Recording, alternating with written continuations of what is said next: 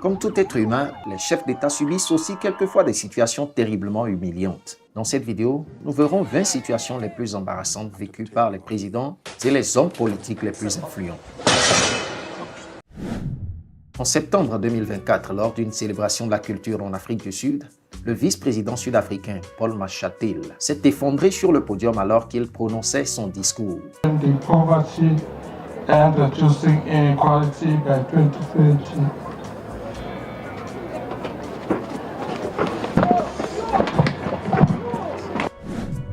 En décembre 2022, lors d'une cérémonie officielle au Soudan du Sud, le président Salva Kiir a été filmé en train d'uriner involontairement sur lui-même pendant qu'on chantait l'hymne national.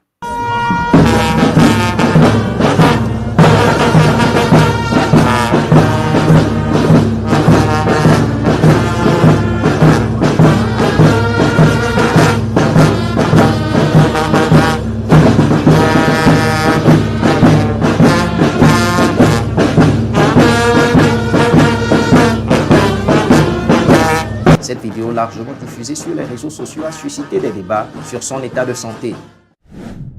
En février 2015, un ancien président du Zimbabwe, feu Robert Mugabe, a trébuché et est tombé à l'aéroport d'Harare pendant qu'il rejoignait son véhicule après son discours. Des photographes ont capturé des images inédites de l'incident.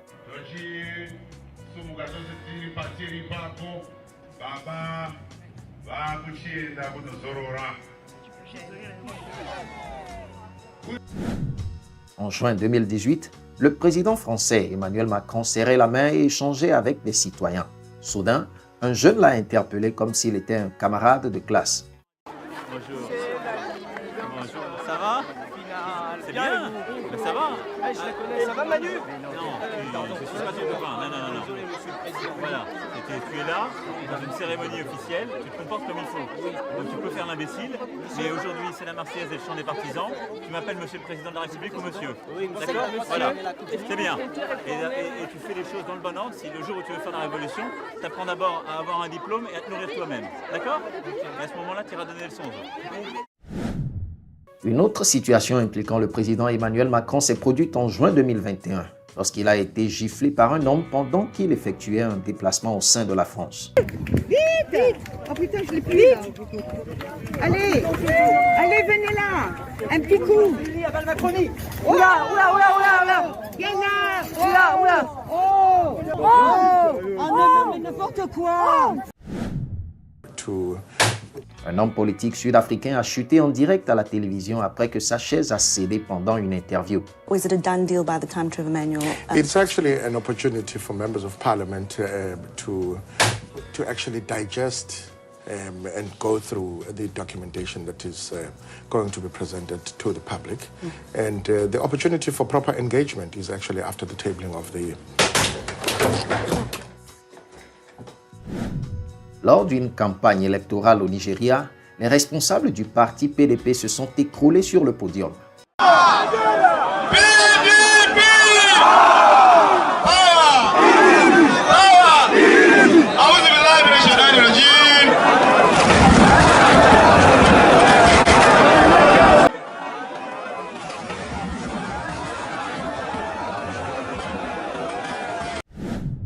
Une short vidéo d'un leader nord-coréen perdant ses dents en plein discours a été largement répandue.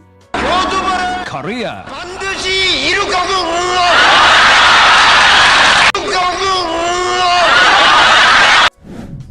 Le président sud-africain Ramaphosa a presque été percuté sur la tête par le drapeau de son pays lors d'un congrès.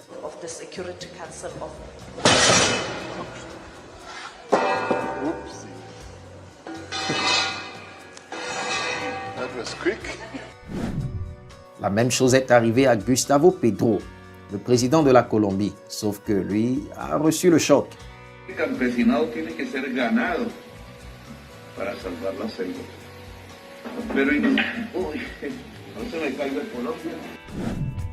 Le vice-premier ministre ougandais a chuté lors d'un coup d'envoi fictif d'un match de football devant 45 000 personnes.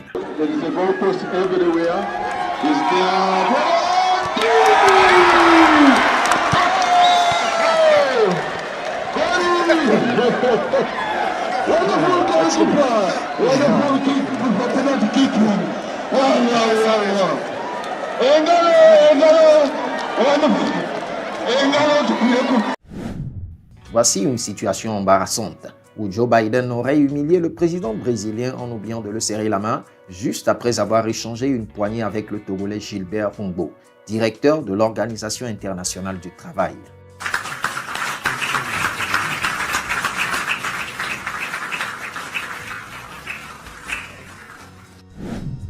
Une petite visite en Angola de l'ex-président américain en Afrique, où il a été reçu par le président angolais.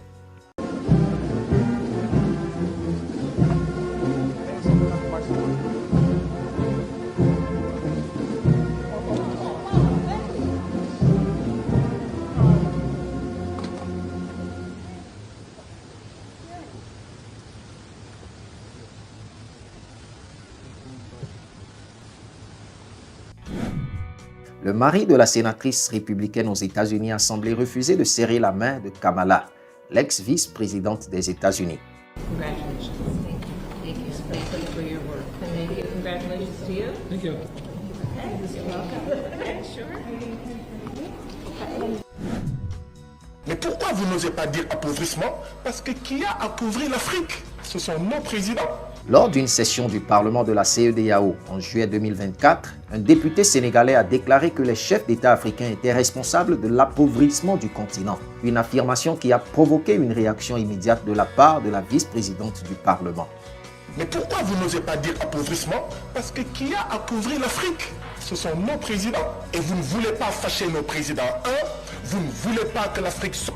Chers collègues, contrôlez votre langage. Contrôlez votre langage, sinon je vous retire la parole. S'il vous plaît, la liberté de parole ne veut pas dire que vous devez dire n'importe quoi à l'endroit des chefs de l'État. Oui, c'est n'importe quoi que vous êtes en train de dire. Mais c'est vous qui... C'est plus n'importe quoi que qui que ce soit. Vous êtes n'importe quoi. Vous êtes n'importe quoi. Vous devez contrôler ce que vous avez à dire. Vous devez contrôler. Vous ne pouvez pas vous adresser au chef d'État. Ce ne sont pas vos amis. Vous ne pouvez pas vous adresser au chef d'État n'importe comment. Je ne suis pas d'accord. Je ne suis pas d'accord. Vous devez pouvoir. Nous avons fait. Qu'est-ce que ça veut dire? Non, je ne suis pas d'accord. Je ne suis pas d'accord.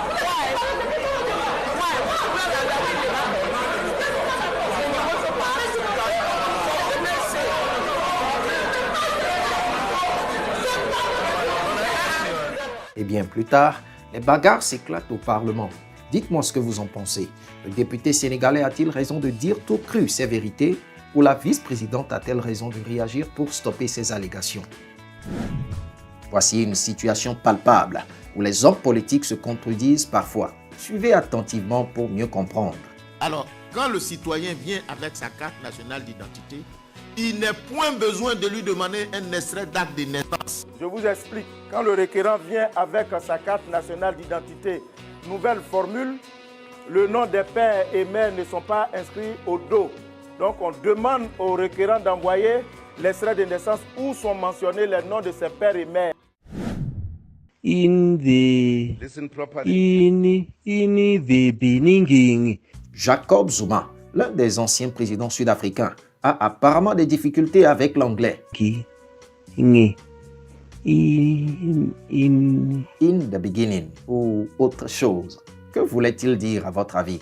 Genesis 1, verse 1. In the beginning. In the beginning. Yeah. In the beginning. Yeah. In the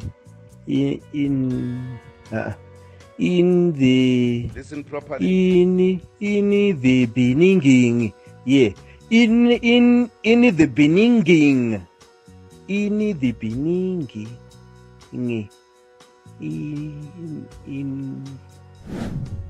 L'honorable Willy Madisha, au Parlement sud-africain, a imité l'accent de la ministre Pandor. Thank you very much, Chairperson.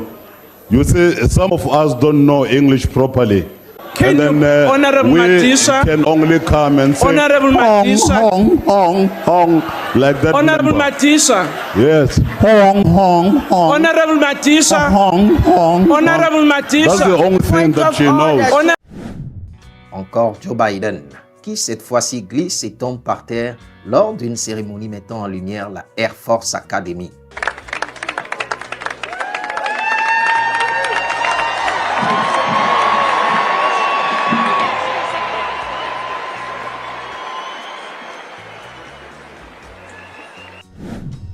Et pour finir, une glissante entrée du président américain dans les escaliers de Air Force One.